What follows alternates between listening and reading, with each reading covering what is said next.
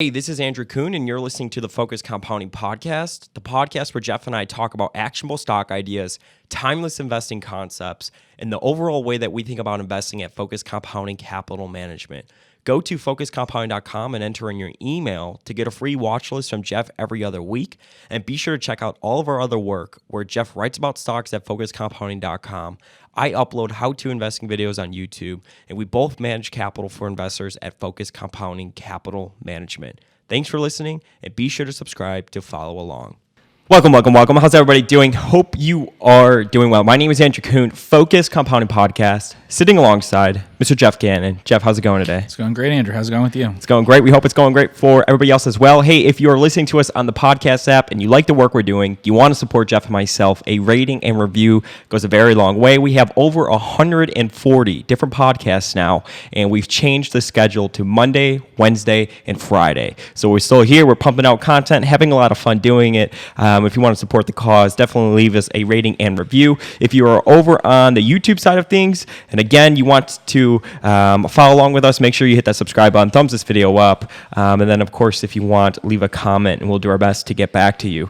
So in today's podcast, we are going to be continuing with our 5 stocks in 5 minutes, but this time, we're going to be calling it the Joel Greenblatt edition. Okay. So I went on Magical Formula investing.com, and I pulled just 5 random stocks. We could go over it. We are using QuickFS, and we could just chat about it and kind of see where it goes. Probably a lot of these companies aren't overlooked, I would imagine, but they did come from Magical Formula Investing, which of course, comes from Joel Greenblatt's book.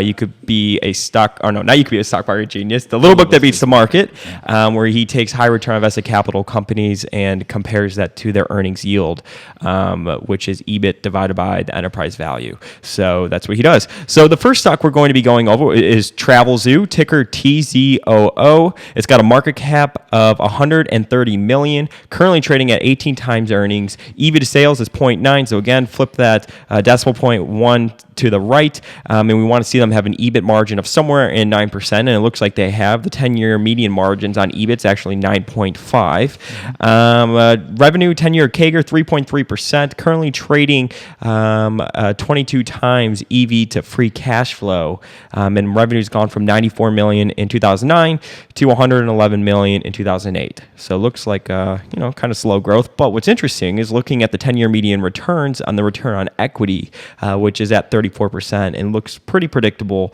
except for 2013. So I definitely would be curious to see what happened in 2013. But any thoughts on the company? Are you familiar with this? What are your general thoughts? I'm not familiar with this company.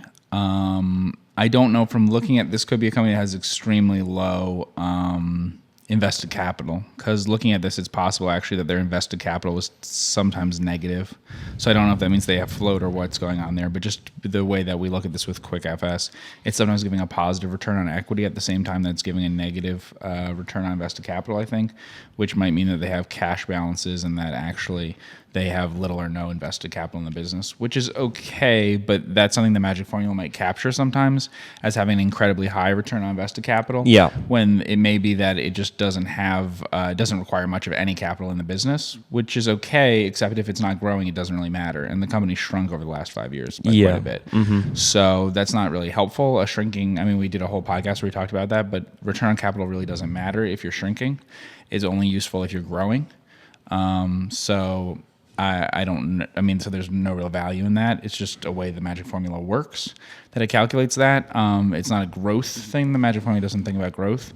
So I don't know that you would want to invest in a company that's shrinking and that doesn't really require invested capital. This is the thing with the Magic Formula. Do you have a business description for this company? Yeah, that's what I'm going to pull up right now for you. Not to get into this, but people have asked before. Magic Formula is not one of my favorite. Travelzoo provides travel, entertainment, and local deals from travel and entertainment companies and local businesses in Asia, Europe, and North America. Its publications and products include Travelzoo website, Travelzoo iPhone and Android apps, Travelzoo top 20 email newsletters, and news flash email alert service. Yeah, it just sounds like something that doesn't require capital to me. Yeah. Mm-hmm. So for me, that's not really that interesting if something doesn't require capital unless it has some sort of competitive advantage, some growth, things like that, which I don't think the magic formula really tells you it does. The problem with the magic formula is when you look at it, you want companies that have a moat of some sort, and the magic formula sort of just measures if they have really high returns on capital. Yeah. But other companies might be able to do that. There might be too much competition. So I think in a lot of cases, magic formula is just giving you a stock that requires almost no capital, right? And that's fine, but it doesn't necessarily mean if it's a successful business or not. Can't you make the argument that it could be a good business because it is able to, I guess, operate on no capital and able to generate strong returns? Oh, it tells you the product economics are excellent. Yes, but it's just like the durability of it and everything. It doesn't tell you if it's durable. It doesn't tell you if it's growing versus other companies. It doesn't tell you any of that. Having a high return on invested capital when you have almost no capital, I don't think is any sort of indication of a moat. A lot of people say that like a high return on capital is an indication of a moat, and I just don't think that's true. Yeah, a moat is the qualities that allow you to earn that high return on capital. If we look at this, there's just little increase in sales. I mean, it did increase for a while and then it decreased. But in terms of like, we don't know that more and more assets have been put into this. So yes, I would say that if you have very high returns on capital while putting in additional capital all the time, that is an indication of some sort of moat or something. Because if you've 10, 20 years, you've been putting more and more capital into business and keeps having high returns, well, other people would be trying to do the same thing. But if it's just something that it just doesn't have high capital needs, then I think it's just a very capital light business, and that's why it's capturing it. I just don't have any way to evaluate this company. Sure. Yeah. Got it. All right. Next company, Korn Ferry, ticker KFY, not to be confused with KFC, just for a place to eat. Market cap $2.1 billion, PE 11 times. It's currently trading EV to sales of 1.0, and the 10-year median margins for EBIT's at 8.3. 10-year CAGR and revenue has gone from $600 million to $1.9 billion, which is 11% CAGR. And the return on equity numbers aren't that interesting. 10-year median margins 8.7%, but doesn't look too predictable. This is the executive search firm. That's right. EV to free cash flow 9 times. We could go get a business description. I don't remember if they also do compensation consulting or something like that, but I know they do executive search. Let's see. I was kidding. Jeff's favorite restaurant's not KFC. That's my favorite. Let's see. Together with subsidiaries, provides talent management solutions worldwide. It operates 3 segments: executive search, advisory, and RPO, recruitment process outsourcing, and professional search. So like headhunting and stuff like that, it sounds like. Yeah, it looks a lot more interesting. Let's see. What do we have in terms of the price? So it's currently trading PE of 11 times. Beta is 1.08, excuse me. EV to free cash flow is 9 times, so that's like what, 11 to 12% free cash flow yield. Looks very reasonable on all the numbers I'm seeing here. If those numbers are right, price to sales, EV to EBITDA, all those sorts of things. I don't know cyclically where we are in things like that, but it's somewhat cyclical, but not terribly cyclical based on the past numbers. Yeah, has growth over time. Again, seems like a business, though, to your point of the magical formula, pulling numbers that don't need a lot of capital. Yeah. Or pulling companies. This seems very much the same situation. Yeah. This looks more predictable. Yeah. Definitely. It looks a lot more predictable to me. Recognize the company. $2.1 billion market cap, so not incredibly huge. Yeah, it's not a bad industry. That's not huge, but for this industry, I think that's pretty big. Really? Yeah, I don't think that there are many executive search firms that are bigger. Off the top of my head, I can't think of ones that are bigger than Korn Ferry. There probably are. But yeah, I mean, sure, I like it a lot better than that. This is one I would follow up on. Sure. Yeah. I wouldn't mind writing this up or something. Yeah. Got it. He's interested, folks. Okay. Next stock, H&R Block, Inc., ticker HRB, market cap $4.9 billion, currently trading 11.6 times earnings, EV to sales 1.9, and their 10-year median margins on EBIT is 22.3%, so very high. 10-year median margins on free cash flow, 15.3. It's currently trading about 11 times EV to free cash flow. Return on equity numbers look pretty strong. Looks like 33% 10-year median returns. That looks pretty stable, except for whatever happened in 2017. Revenue's gone from $3.7 billion in 2010 to about $3 billion in 2019. So that's a negative 2.7% CAGR, and free cash flow has a negative 6% CAGR as well for the past 10 years. Right, but there's been no decrease in gross profit during that time, even though there's a significant decrease in revenue. Yeah. And in terms of operating profit, also no real decrease. It's the same operating profit or higher than it was. Gross margin has actually gone up. Yeah. So I did look at this company in great depth over 10 years ago. I don't remember if it was closer to 13 years ago or something. Like the original company, the brand H&R Block, which is a leader in tax preparation stuff. But it started to do some other things, and some of those things were okay. So it's got big in tax refund things and stuff like that. But it also got big into some stuff that I really didn't like, which was like a mortgage-related thing, basically. And that may have harmed them in the financial crisis. I don't remember the details, but it looks like the company, it definitely looks like they disposed of something from these financial results, I would guess. The core business might be shrinking, but the way those numbers look doesn't look right. So I wouldn't be surprised if the core business, if they dispose of something in the early 2010s or something. If you just look at those numbers, that's what it looks like to me. Yeah. Because it went from $3.7 billion in revenue in 2010 to $2.9 in 2011. Yeah, it's just durability risk stuff from here. I think that there are some people that would use H&R Block all the time and stuff, and it's especially tied, I think, to tax refunds, why they would use them. Obviously from I've used like TurboTax and stuff for a long time. I said many people, but that's been around for a very long time. I would say this is something that over long periods of time has some risk. It just has too much risk in terms of competition from stuff that's software, web related stuff, but also just anything that changes in terms of legal stuff. Sure. I think some of these companies benefit from some legal stuff about the tax. Meaning like as it becomes easier to do your taxes, or like what are you talking about when you say that? Yeah. If the IRS made things easier than they already do, that could be a risk too. But I do think there's a segment of the population that could continue to use things like H&R Block and stuff like that for a very long time. And I think it depends significantly on some tax refund stuff. So that's the other risk, a legislative risk about tax refunds. So, but not that necessarily will ever change, but I just think it's something that personally I just wouldn't know enough about the future. So it's just a pass for me. Sure. Got it.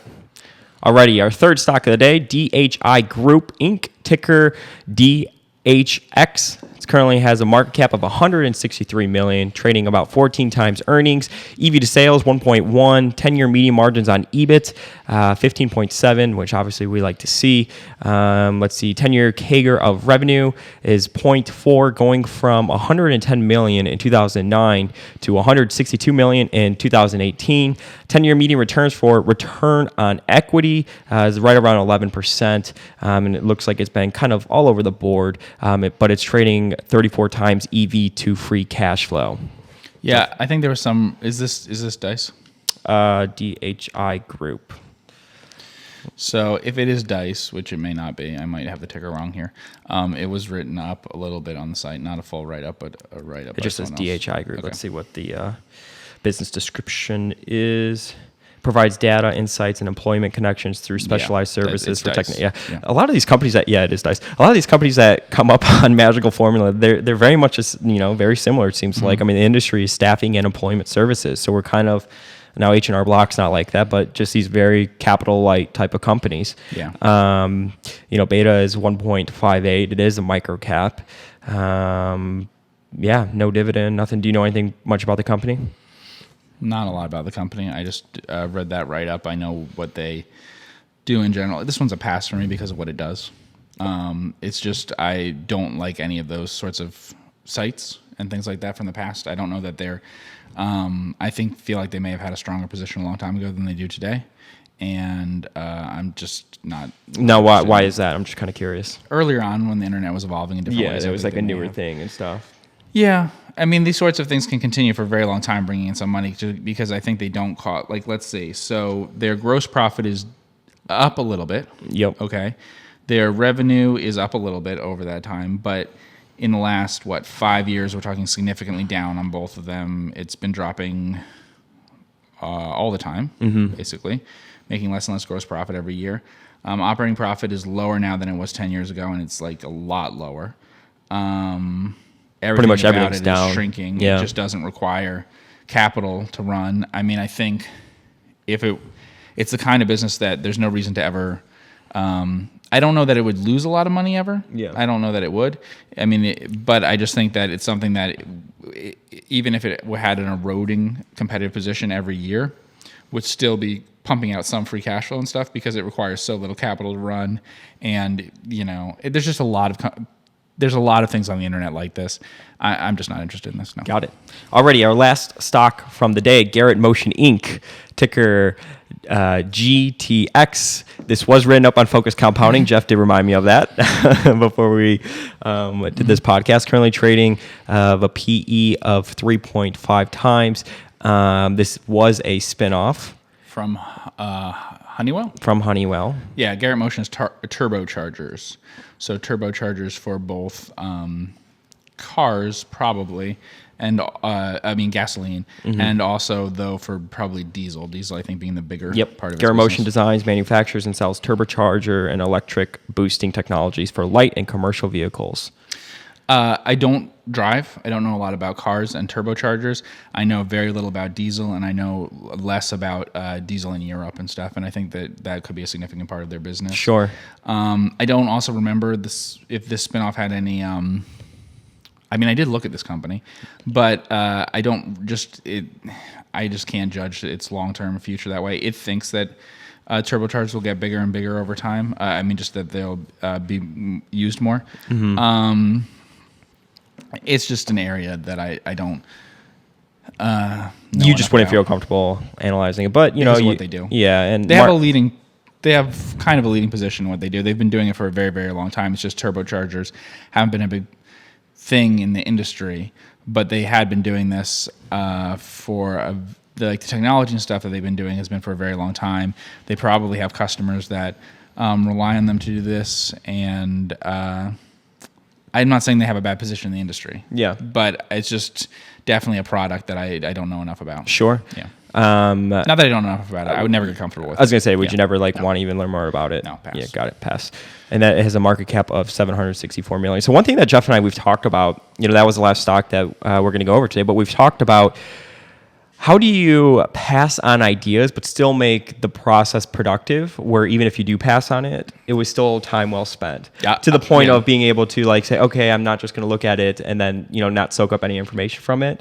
But in the future, even though you passed on this idea, it was still something that you could potentially draw from it. Maybe not. We don't need to use this as Garrett Motion. Garrett Motion, obviously, that didn't happen because I've read write-ups of the stock. You're familiar with the company, is what I'm I saying. read the 10K, marked it up. I wrote stuff about it. Yeah. It just, but for everybody listening, though, because you were familiar with Garrett Motion, but let's just say a different company in general. You still typically, do you go into the 10K and just read the business description and then maybe check out the financials really quick and be like, I don't think this is something that we'd be interested in, but, I just learned a little bit about the business? Or do you typically read the 10K, even if it's discussing and grossing, pretty much all along the way that you're not going to invest in it? What's your process with that? Because obviously we talk about reading 10Ks all the time to become a better investor. Once I start reading the 10K, I'll finish reading the 10K. Yeah. Garrett Motion, there was another spinoff from Honeywell, Resideo Technologies, which I wrote up too. Resideo, I think, is down as a stock. You can check it now. I think it's down even more. I don't know what's gone on with it recently. It has a lot of, you could say it has environmental liabilities. It's actually a little bit more complicated than that. People think they have environmental liabilities, but actually they're just promising to pay Honeywell up to a certain amount for the environmental liabilities. Yeah, it looks stay on Honeywell's balance sheet. It looks like, if assuming this data is right, that it spun off around $20 in change, and now it's at $9.90. Yeah, but it has debt. All of these spinoffs lately have been having debt. Resideo would interest me a lot more. Got it. So a lot more than Garrett, because I can observe things about Resideo. I believe Resideo owns ADI distribution, which is a distribution thing for security and fire and things like that, for basically professionals install it in your house. And it's just a place that they go to and they get all the different things that they need there. And the Resideo's big thing is that they're Honeywell home. So there's a very good chance people listening to this, if you go look at your thermostat, it's a Honeywell thermostat, that'll actually be part of Resideo in the future. There might be some trade risks and things, because I think Resideo normally would produce things in Mexico and stuff, and then sell them into the United States. But that's probably common for all their competitors too. I'd be a lot more interested in them than than Garrett, probably because they're a little bit more of a distribution type business, and because they're tied into like the professionals, and so you could try to do scuttlebutt and figure out like what contractors and stuff and people who do anything, whether it's HVAC things or whatever, think about it and why they might use it. Because at the end of the day, I don't think that really homeowners choose what to put in terms of thermostats and things for most of the you were industry. saying it's probably more the contractors and stuff. Yeah. And I think that if there's a lot of technology that goes into it, whether, it's Google and you know, whatever, and all those sorts of things, eventually it'll end up a lot of that stuff being sold through this company or adopted by this company in some way, a lot of that stuff. And of course, if they incorporate some of those things, there's more stuff that you can charge for on like a regular basis from it. If you want to see two companies and why I would be more interested in one than the other, not that I would buy it or something, but just reading the business description, definitely Resideo interests me a lot more. And the other thing is Resideo has a significant amount of these payments that it's promised to make to Honeywell. And I have no idea if these sites that Honeywell has that are polluted sites and things will reduce the amount of the cash payout that they need to have. But the way it's structured for Resideo, if that does happen, there's basically automatic escalation in their free cash flow or their EPS, just every year for 10 years or more. That's a few percent if there's any reduction at all in this, because they're capped. So it's already paying a certain amount, and that amount is capped at, like, say they're paying $200 million or something to Honeywell now. What'll happen is that if they don't pay Honeywell, if Honeywell ends up actually owing less than that on these sites. So if these sites get cleaned up over time in a way that you don't have to put as much money into every single year, then Resideo's sort of expenses will decline over time. Okay. But because of those liabilities, and I shouldn't say they're liabilities, they're not their liabilities, it's just a liability to pay Honeywell. Honeywell has the actual liability beyond that point. So like there's no risk that if it turns out the liabilities are 10 times more or something, Honeywell still has that.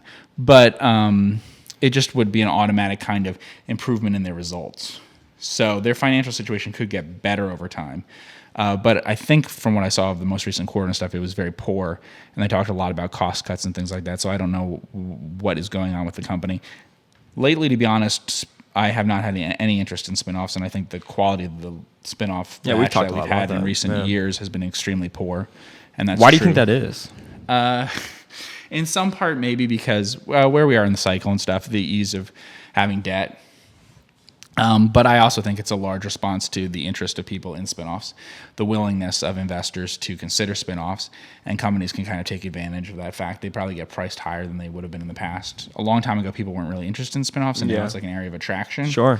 So, yeah, I'd be more cautious about spinoffs now than I would have been 10 years ago or something. I think they've gotten too popular. Got it. Cool. Well, I want to thank everybody so much for tuning in with Mr. Geoff and myself. If you're watching on YouTube, hit that subscribe button, thumbs this video up, leave us a comment. And of course, if you are watching on the podcast side of things or listening on the podcast side of things, a rating and review goes a long way. I want to thank everybody so much for tuning in with us here today. We'll see you in the next podcast. Take care. Hey, this is Andrew Kuhn, and that was the Focus Compounding Podcast, the podcast where Geoff and I talk about actionable stock ideas, investing concepts, and the overall way that we think about investing at Focus Compounding Capital Management. Go to focuscompounding.com and enter in your email to get a free watch list from Geoff every other week. And be sure to check out all of our other work where Geoff writes about stocks at focuscompounding.com.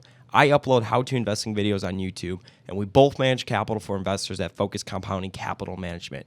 Thanks for listening, and be sure to subscribe to follow along.